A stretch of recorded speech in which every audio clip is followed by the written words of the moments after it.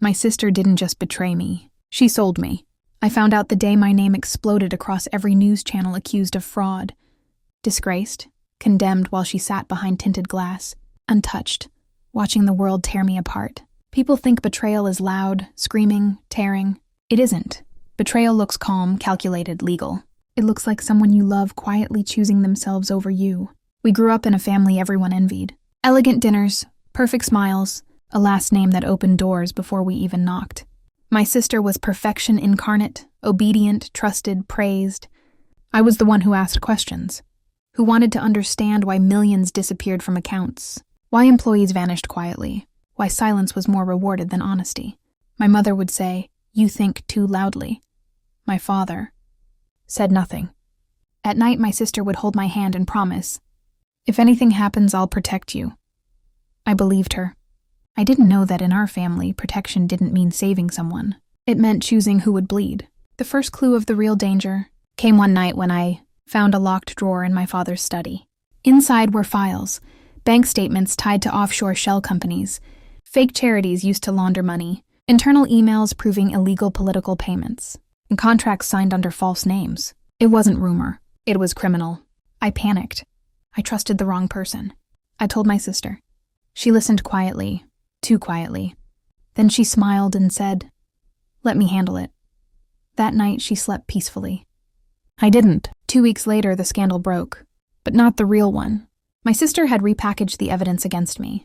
She forged my digital signature onto the shell company contracts, altered email metadata so the trail led to me, and testified that I acted alone. She even signed a family agreement making me legally responsible. The evidence was real, but the criminal was me. On TV, she cried, saying she never imagined her own sister could do this, and the world believed her. In 48 hours, my career, my home, and my reputation were gone. My accounts were frozen. Friends stopped answering. Family called it temporary. It wasn't. I stopped being their daughter. I became nothing. And yet in that nothing, I learned something terrifying. The system that destroyed me rewarded patience. I studied law, finance, contracts, loopholes, trust ownership, and proxy voting rights. I didn't plan revenge. I planned survival. Years later, I returned quietly, not as family, but as a consultant.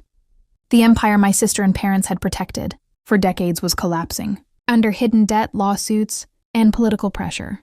Buried in the founding documents was a clause no one remembered. If the company faced simultaneous legal and financial crises, temporary emergency control could be transferred to a stabilizing authority. I positioned myself as that authority. They didn't recognize me. They hired me. Then I struck. Legally, quietly, irreversibly.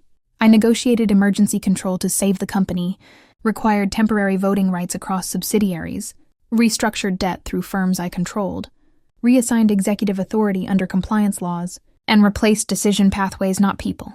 Everything was signed, including by my sister. I used her own words against her. If you fight this, everything collapses. If you stay quiet, the family survives. Her signature erased her voting power, converted her role into a ceremonial position, and transferred operational authority to me. No scandal, no exposure, just erasure, she realized during a board meeting. She tried to speak, to veto, to give orders. She couldn't. Every decision required my approval. She came to me, shaking, whispering, "You promised this was temporary." I looked at her and said, "So did you." She was alive, smiling, present at events, but powerless. Her influence was symbolic, her authority imaginary, her name mine to control. I didn't destroy the family. I saved it, without her. The sister who sold me to protect the family name became powerless. In the very system she thought she controlled. Sometimes the perfect revenge isn't loud. It isn't violent. It isn't destruction. Sometimes the perfect revenge is patience, precision, and erasure. And I became the consequence of their choices.